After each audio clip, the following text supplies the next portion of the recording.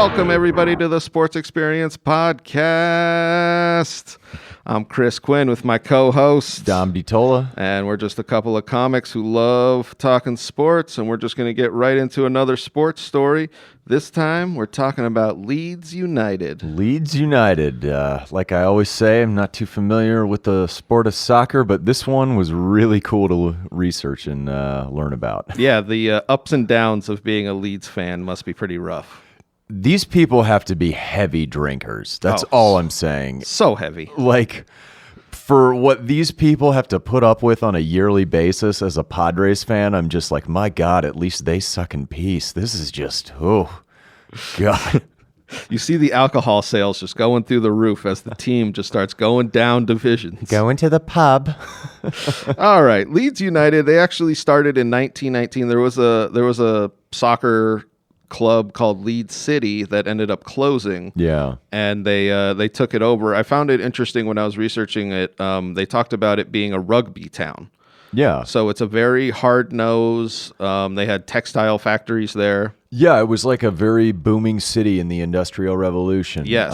That time period, kind of up north in England, geographically, kind of by like Liverpool and Manchester and things like that. Well, bringing up those cities, I want to talk about Leeds because they're the third largest city in England. Yeah. But they only have one team. Yeah. So a lot of other places like Liverpool has two teams, has Liverpool and Everton. Manchester has two teams, Manchester United and Manchester City. London has like 40 teams. That's not a joke. London has so many damn teams. It's ridiculous. But in Leeds, it's just Leeds. It's almost like Friday Night Lightsy. You have your one team and that's who you root for unless you're from somewhere else. Yes.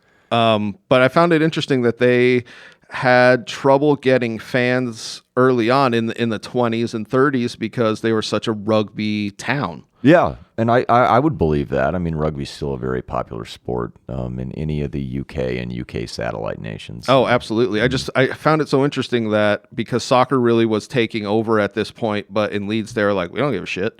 I love that. So we'll talk about later on, but in the World War II, they, right before World War II actually broke out, they actually went and they spent a good amount of money. Yeah. And that really screwed them over. And I wanted to bring this up to you because they were talking about them not believing that they were going to get into another Great War. Oh, geez. Because that was the thought of the first Great War, it was the war to end all wars. Yeah. So they didn't think, so they were like on the brink of war and they were like, let's spend a bunch of money on some new players. And it really put them in financial straits and took them down to the second division post World War II.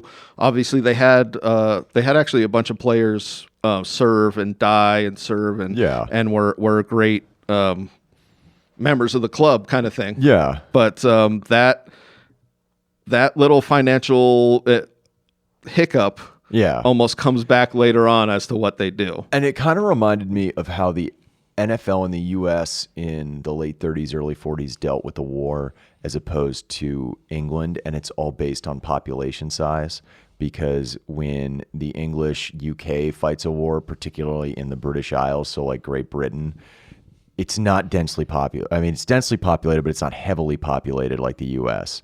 You need all hands on deck. All of your athletes, unlike in the U.S. where you can get waivers and things like that and not have to serve, or you like just go on a battleship or like, play your sport at a USO show and can kind of get away with that.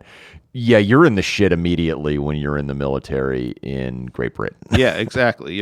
There's no athlete exemption. It's like you just got paid however many pounds, and it's like, all right, you're taking Nazi shrapnel right now. Yep. And another thing, obviously there's no TV revenue. They had to make all their money off of match day tickets. Exactly. And nobody's coming out to that. Nobody has money, first off, and They're living in the goddamn subway system because the Luftwaffe is bombing them. Exactly. Hey, do you want to go outside and watch a soccer game? I don't know. I think they just blew up the stadium. I thought it was interesting how they came out of that in completely dire straits of thinking that the Second World War wasn't going to happen. Oh, this Hitler guy, he's going to say he's had enough after a while. Don't worry about it. Exactly. Like, come on. So we get into their first great player. Yes. And that's John Charles. John Charles. Tall. Everything that you would want. So they originally started him as kind of like a defender. And he was such a great player that they ended up pushing him forward to what would be a striker. Yeah. And he pulls them out of Division Two, and they have some good years with him, but you could tell it's kind of like a one-man team. It's a one-man team, and he's playing well enough to keep them in Division One, but not winning Division One. No, exactly. Like where he's keeping them in it, but not, doing anything. Almost like Dominic Wilkins on those Hawks teams. Yes, no, that's a good... Take you to the playoffs as like a 6th seed every year and just go out in the first or second round. Yeah, exactly. And the club saw... So I want to talk about the way salary was based in this time. There was a maximum salary that players can be paid. So I think it was something like £1,200 a year. And they had day jobs. All the players had day jobs. Oh, yeah. So another local team, not local, another United Kingdom team coming in couldn't necessarily be like, hey, we'll pay you more money. We'll give you, you know what I mean? So him going somewhere else in the United Kingdom didn't make any sense. Yeah, no. And baseball had that with the reserve clause. Yes. And where teams not necessarily would create like a cartel, but they would collude. Yes, and exactly. they would keep salaries to appropriate levels as they saw fit, not an open market deal. It was like that, but completely open. Like, hey, we're setting your salaries at this. Yeah. So, and they did it because they didn't want other clubs to come in and pilfer the hen poach house. their players. Yeah. And I can understand that from that perspective, but who are the reason that people were coming to games? Exactly. So, and this is why I'm happy that it broke, was other leagues didn't have those rules. Yeah. So we see the Italians come in. Oh, it's always the goddamn Italians. It always is. Juventus comes in and offers them a world record €65,000. Well, probably lira at that time. I was going to say, I think the only thing I saw was it was euro, and then they equated it to something like 8 million today's probably money. Either pounds or lira. Yeah, I forget which one it was, but they. You're right. I think it was pounds. Okay, yeah, because they had to pay them in pounds to get. Because if it was 60,000 lira, that is absolute piss considering that time period for that country. So yeah. So it really had to be a pounds, so that because it was a world record. Yeah. And he goes to Juventus and does great there. Of course he does. You know, he really was one of the better soccer players of the 50s and 60s. And you see that a lot though with guys kind of across the board in all sports. Like if they're a star and bringing up everyone around them on a bad team, not necessarily winning championships, but they're bringing everyone around them, and they go somewhere that's competently run, that has talent around them too. Oh man, that's a perfect marriage right there. And that's what he wanted. He wanted to make a bunch of money and maybe win once in a while. He wanted to win some silverware. It was actually interesting. His base salary, they said, was right about the same. But his incentives, so if like he won a big match, they were saying like they were paying him like 5,000. I guess so. I don't know exactly what it was because I think everything was in pounds. Oh yeah, but they were like they were saying his bonuses were so obscene that Juventus finally had to be like, hey, but Juventus at that time, I just want to say this, they were extremely rich club, but they were really a shitty club. So they were like 17th, 18th in the division. He comes in. The next 3 years, I think they won 2 out of the 3 championships. Oh, wow. So you're right. He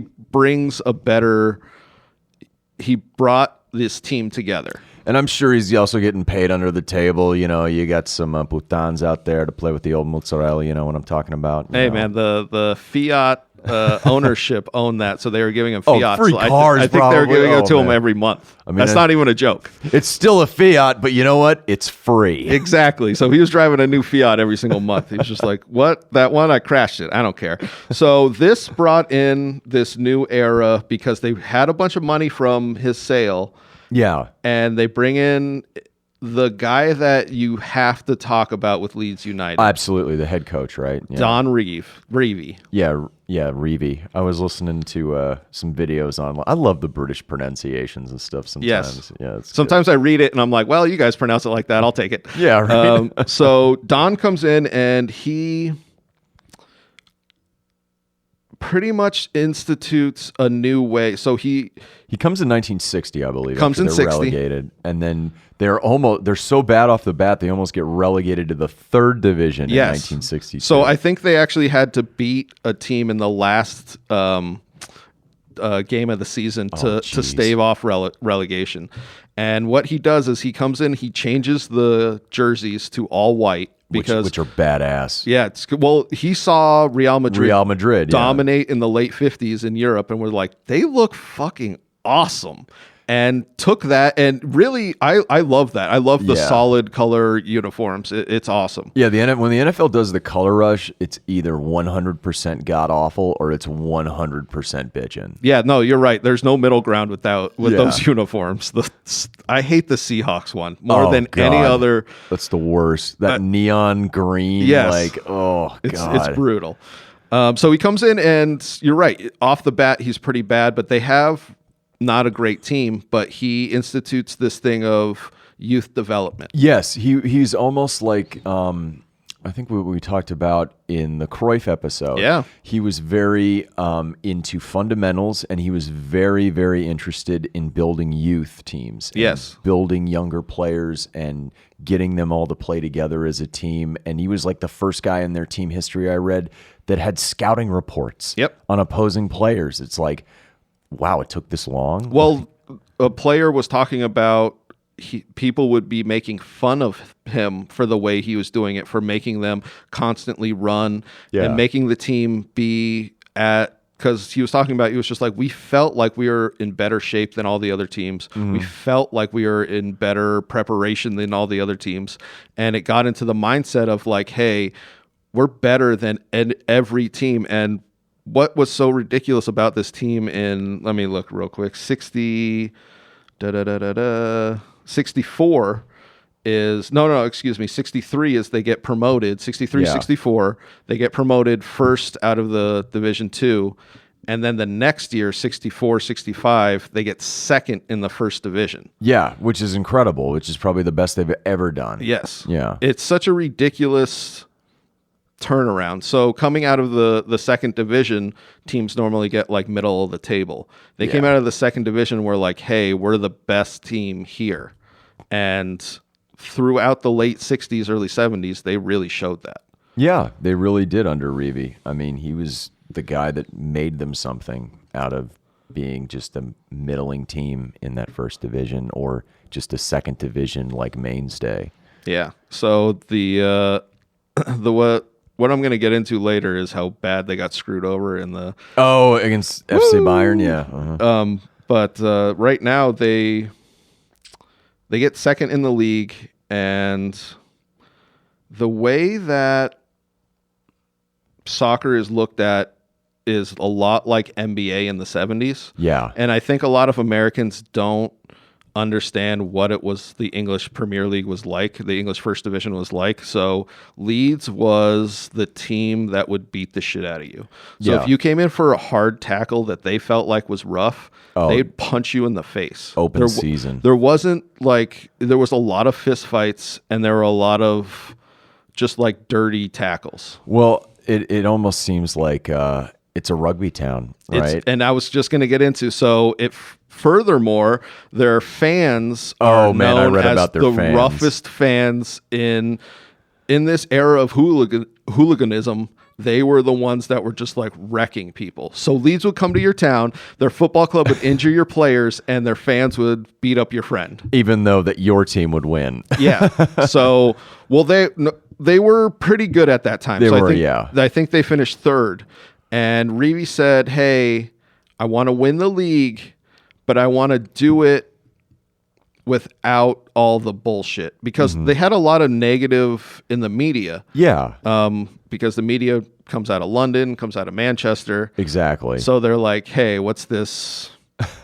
What are these bullshit guys doing? The bad boy Pistons of English League soccer. Seriously, though. So he wanted them to come in and not hurt teams, and they came in and had their best season ever, and had one of the best seasons for like years and years and years, which I felt like was pretty interesting. They had the most points in 67, the most wins in 27, which in that era, because they played 29 games, winning 27 and losing 2 is like crazy. Yeah, and then by 1973-74, they finally really kind of put it all together, right? Well, hold on. This is that's all right. You're jumping forward. Sorry, man. This is 68-69. Okay. And then in 69-70, they were the first English team to almost get the treble. Yeah, the treble. They finished second in pretty much everything. But in this era from 67 to 74, if you were winning something, Leeds was getting second. Yeah. And that's what they were saying was they were like, they didn't have the dynasty numbers that a lot of people equate, like 5 championships, that kind of shit. But they were the bridesmaids every time, which sucks. That has to kill, especially as a fan, just your mentality, like every year. And then you just keep hating yourself for going back to it. And you're like looking in the mirror like, oh, why do I put myself through this? Yeah.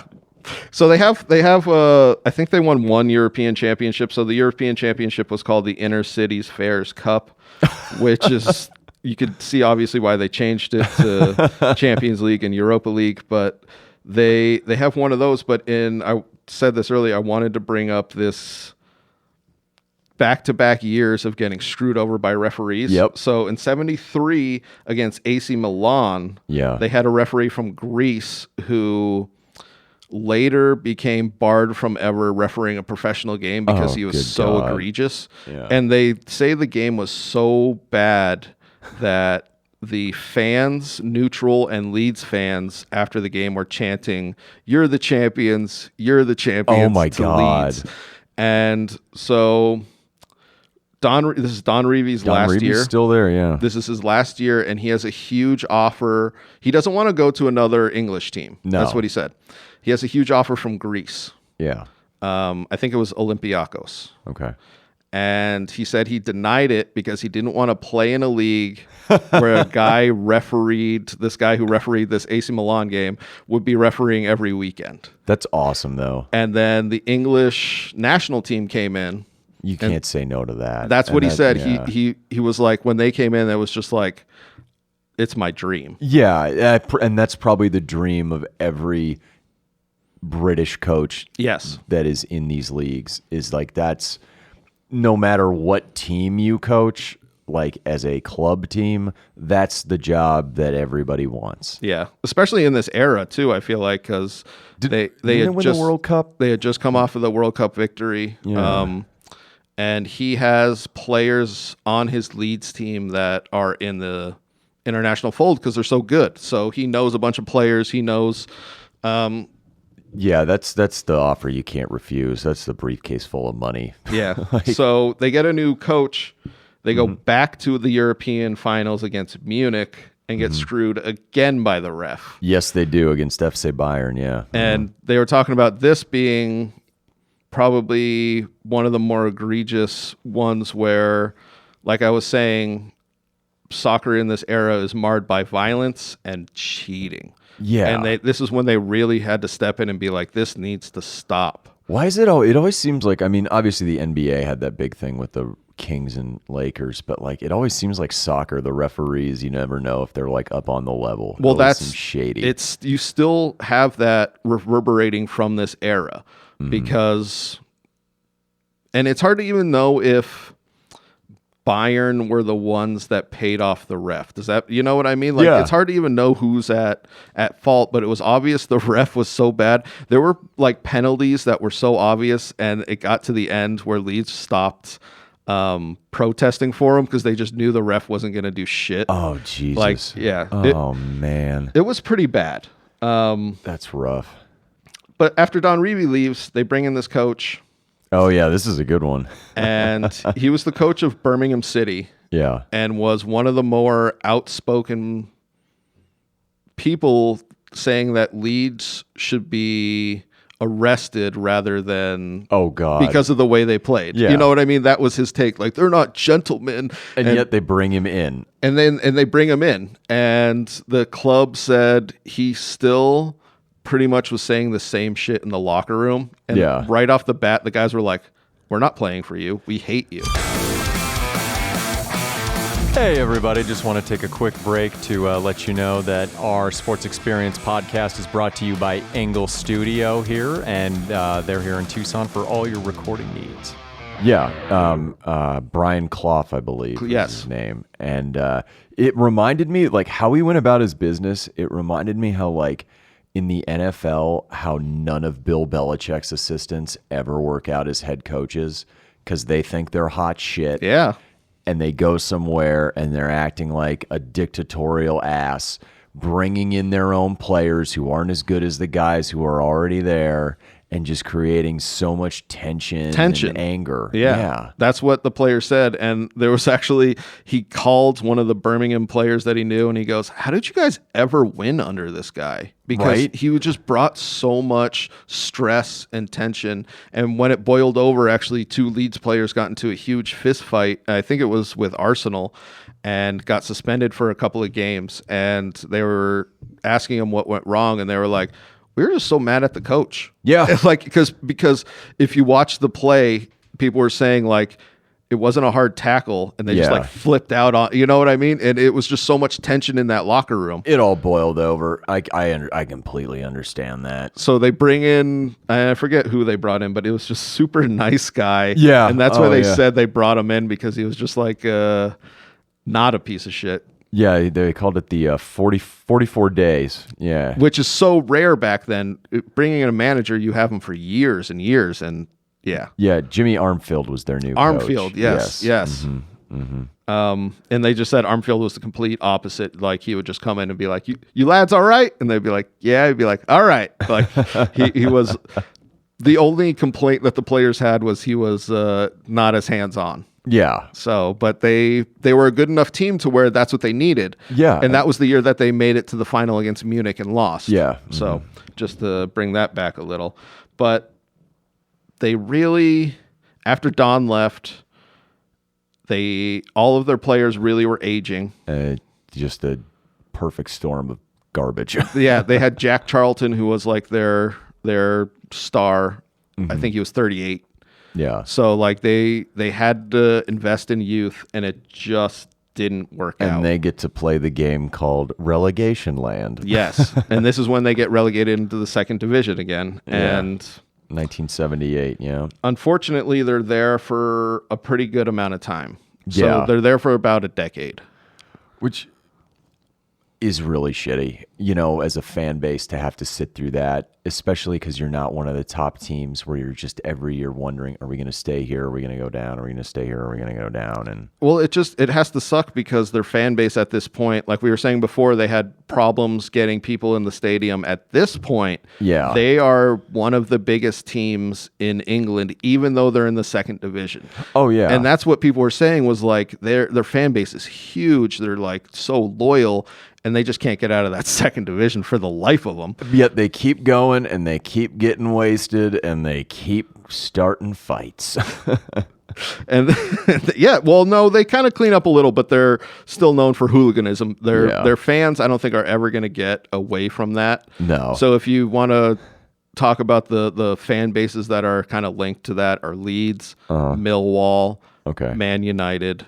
Okay. They're linked to just like beating the shit out of people kind of thing.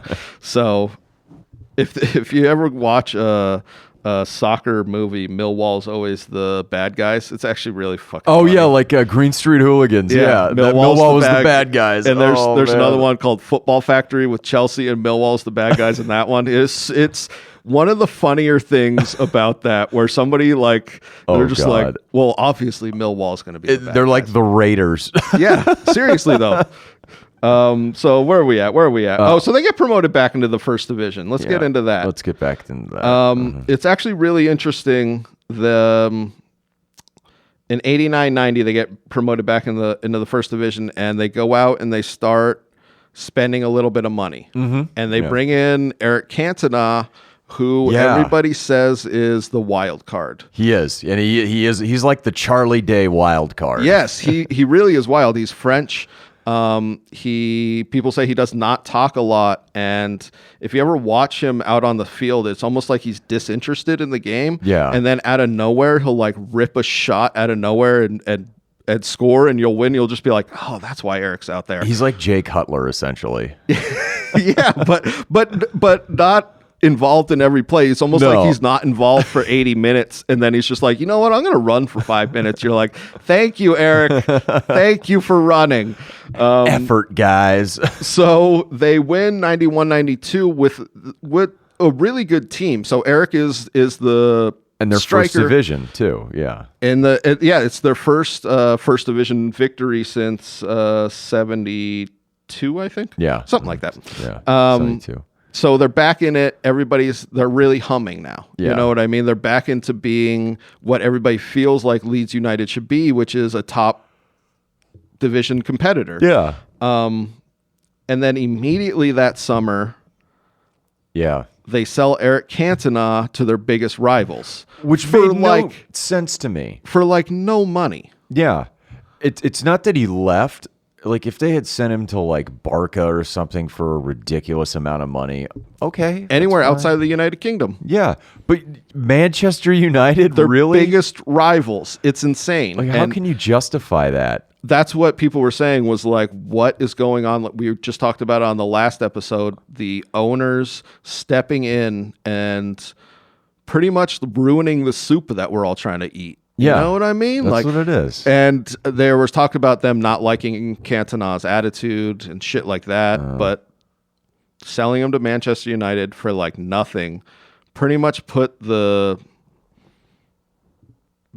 writing on the wall, like, hey, we're not a championship team. It's almost as if just like, how could you? Like, That's for what like how Manchester, are you kidding me? I watched the video on it, and they had their secretaries were fielding all kinds of calls, and those poor broads. Oh God! and they were asked. They were just like, they were pretty brutal, just like calling in, just like I imagine, just drunk English guys, just like, you fucking twat, Motherfucker, how could you sell best goddamn French player, you motherfucker? And these like pleasant English women are like, Oh, 100%. Like they're nice secretaries that have to deal with this shit. they probably have PTSD from that. Oh, I'm and sure. I'm not kidding at all. Yeah, it was probably brutal. So the next couple of years, they're still in the first division, but they're not great. And you can see that they're not battling for Europe. So in this era, you want to get top four to get into European competitions to get TV revenue. So this comes into play in the early 2000s, late 90s. Yes, So it does. TV revenue becomes a serious thing. So before it had never really been No. anything that it didn't even match the stadium receipts. You know? So like they didn't really give a shit about it. Now it's crazy, and it's crazy to get into the European competitions to Well, those purses are bigger anyway Yes. because they're being televised over countries All and stuff. over, yeah. And if you're a middling team, it's so hard to break to that next level if you don't have that money that you're almost assured of at some point being relegated if you make one or two bad moves. and they make some awful moves. Oh, they make some But terrible moves. If you look at the players they go to buy, they are really some great players. Yeah, and they are. They put together a great team, but what they did was they took out loans against TV revenue money that they hadn't made yet in anticipation of making the European competition the next year. They proceed to not make it 2 years in a row. and they can't pay back those loans. The loans are so bad that they said they're like 30 million pounds in debt from 1 year. And then the interest on it, because they took out these huge. Yeah. And obviously the interest has to be high because that money doesn't exist. Has to be. Exactly. So they took them out thinking they were immediately going to pay them back. That was the other thing. So they didn't give a shit too much about the interest, if that makes sense. Oh my God. And the stupidest financial, like you hear stupid financial stuff, and this is it. So they pick up Rio Ferdinand, they pick up Robbie Fowler, who these guys go on and have storied careers in other clubs, and they can't keep them. No, they can't. It's impossible to keep them.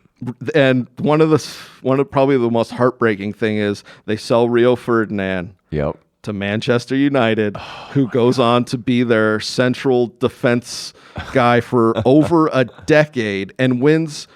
He has so many goddamn trophies. It's ridiculous. So, but at that point, it wasn't like the Eric Cantona sale. At that point, everybody in Leeds was like, "Hey, this team has to happen. Yeah, this team needs money, and you need to sell these assets."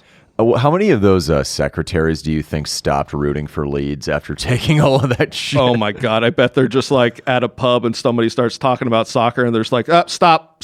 No.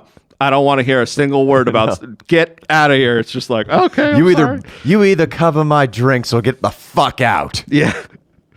I decided I'm going to stop my English impersonation because the last one was so bad. So, just in case anybody was wondering. So they sell Rio. Selling them off. They sell Rio. They sell Robbie Fowler to Liverpool, who becomes their striker. And, we all know, Dom, what am I talking about? I know all of this. I know they're good players from researching it. Yeah, they are. I mean, so they get relegated to Division 2. And this is what I want to talk about when a team that thinks they're going to be in the top 4 get relegated to the 2nd division. They can't hold on to their wage bill. Exactly. Even though they sell these top stars, they still have to essentially have a mass exodus of all of their squad players because they're almost getting paid 2 times, 3 times what they should be getting paid. Exactly. So they go down to Division 2 and essentially have to create a team from free transfers and youth being brought up. Oh, dear Lord. And they are so beyond being ready for this. Yeah. So they don't have like youth players that are on the verge of being, because they have all these not veteran, but all these star players that are first team players. You know what I mean? So like they are so beyond not ready to play in the 2nd division. Yeah. That they almost get relegated right away. And then they get relegated the next season to League One, or is that what they call it? They call it League One. It's Division 3. Yeah. So it's the Premier League, Championship League, League One, just to get confusing. Yeah. Come on, get your shit together. Well, yeah, whatever. I could do a whole thing on the leagues, but they get relegated to Division 3 and played Division 3 football for the first time in their entire career. Yeah. So they had never been relegated below Division 2. So I want to talk about them. So this coach comes in, his name's David Wise. Yes. And David Wise this is right before they get relegated to Division 3. He brings in a bunch of players on like loan. Yeah. And they can pretty much see that it's not going to work.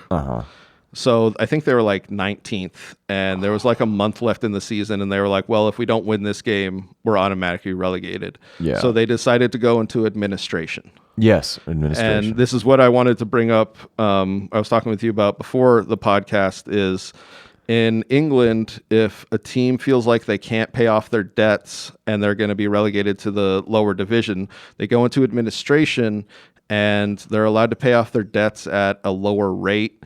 And they're essentially, they have like state-run accountants come in and take over all of their finances. So they don't look at a player and be like, oh, we need this player, so we're going to take a loss on it. They're like, we're not going to take a loss on anything. No. And that's essentially what administration is to get these clubs to not fold, but to come back and be financially solvent. Yeah, just to make them get revenue. Yes. Like make them not a shit show. And it has to suck for a team that's as old and as storied as Leeds. Well, I'm glad you brought that up because they were not out of administration by the start of the next season, which technically would make them technically they're supposed to fold at that point. Yeah. So they're supposed to have the summer to pay off all their bullshit and then kind of start over. Because they were such a storied and old club, here, I even wrote it down. Awesome. It was, they were given the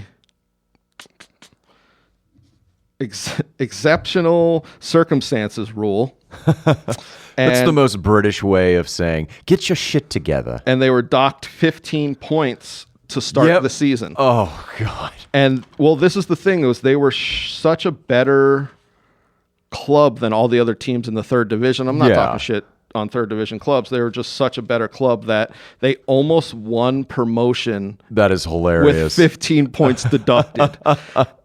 They made it to because there's like a playoff, and they made it to the playoff and ended up losing. Oh my God. The next year they get promoted, and this is when we kind of see some weird shit going on. Yeah, some very weird stuff. So a lot of investors were looking at Leeds like, hey, this is a club that can make a shit ton of money that we can buy at a low rate. This has a fan base. It has a history. Like, it's not an expansion team or whatever. This is like something good to invest in if we can run it correctly. And we see maybe, like we were talking about with the last episode with the Baltimore Colts.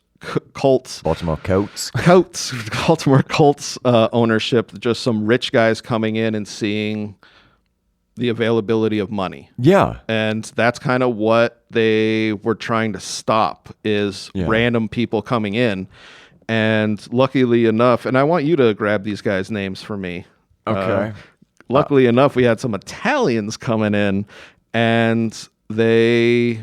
Andrea Rondarazzi. That sounds right. Yeah. And his partner, Salino. Salino, yeah. Salino. Uh-huh. So I want to talk about Salino. So Salino... Or it's actually a Chileno. Okay. Yeah. Okay. That makes sense. Yeah. Chileno comes in and tries to buy Leeds outright. I think he tries to buy 75% of them. Yeah, he tries to buy a huge chunk. And gets denied. Yeah. And keeps getting denied because he has tax embezzlement, and all this stuff in Italy where he's from. Typical Italian activity, I'll just say that. Just to reiterate this, I know I brought this up. He kept getting denied ownership in Leeds. He still owns a team in Italy. Oh, yeah. So Italy was like literally telling England, like, you don't want this guy to own a team. But we still let him own a team. That's fine for us. He's right at home here. Exactly. So I thought this was one of the funnier instances. Is he put in a bid. This is like 4 or 5 bids down the road. He put in a bid that he thought was going to be accepted finally. He calls the coach and he's like, "You're fired." And the coach is like, "Who the hell are you?" And he talks to his lawyers, and the coach's lawyers were like, "Yeah, he doesn't own the team yet." So then he continues to be the coach. That's like hilarious. It's like in The Office where Dwight's like, "Well, you're pre-fired." Like it's such a ridiculous circumstance, but you can see he's trying to come in and pretty much create a winning style. This ownership group, because Salino and Radrizzani, they were a consortium. They were coming in as co-owners. Yeah. They finally made the decision, like, Salino needs to go. Yeah. You can own it by yourself, which was probably the best thing that he ended up doing, because then they bring in this Argentine coach who is so great, and people talk about him. He had that 2010 amazing run with Chile. Yeah, Chile in the World Cup. Cup, and they still talk about it because that Chile team was good, but he made them great. Oh, yeah, absolutely fantastic. He, oddly enough, was from Rosario, where Lionel Messi's from. Yep. And he was part of the coaching the youth teams at the boys club that Messi was part of. Well, hold on. So there's 2 teams in that Oh, area. there is? Okay, I don't know that. I know, and I'm going to bring this up. So Messi's from the young boys. Oh, okay. He was the coach of the old boys. Fair enough. So I'm just saying those are 2 different clubs, and that's why they got their names. Was the old boys was around, and then the young boys were like, if you're the old boys, then we're the young boys. So just to see, I'm learning on the job, everyone. There you go. But one of the better Biesla is his name? Biesla. I was trying to look for his first name on my sheet here, and I don't know if I think wrote it's it down. Marcello Biesla. Marcello Biesla. Yeah. That's exactly what it is. And he institutes a culture of attacking and creating great players from good players. Exactly, yeah. The attacking, it's almost like the guys play with their hair on fire. You know, they're always trying to get the ball and always trying to score and just trying to make things happen. Well, just up-tempo. Yeah, up-tempo, high pressure. That's the thing. Pressure. And the thing that people talk about is you can press all day, but you need to understand when to press. And that's probably his best asset is his players know how to press probably better than any championship team at that time, and they know when to press, and they really are. It was because I watched the 2019, 2020. I watched a couple of their games, and they really were a step above a lot of those championship teams. Yeah, even the championship teams, but even in the second division where they're at, they're kicking ass. Yeah, championship. Yeah, yeah. That's what I meant. That's all right. Yeah, no, it's so confusing. I know. All these damn leagues. I know. I try and leave it to when they're in the second division, they just look like they're above all these other teams. And what was kind of sad was we see this pandemic sweep in, and they get promotion without any fans in the stadium. That has to be the worst. It was like, I'll relate this to baseball. It was like the Padres making the playoffs after 16 years. Yep. No, not 16. After 14 years out, and you can't have any fans in the stands. And there's just like cardboard cutouts of dogs in the stand. You're just like, what the hell? It's like, it's not fair. Your first year back, Leeds, and your fans can't burn things down. Exactly. So we just wanted to talk about this team because they were so up and down, so storied, and such a wild ride. Hey, everybody, this is just a stock message at the end of every episode. We hope you enjoyed whatever athlete and or team that episode was about.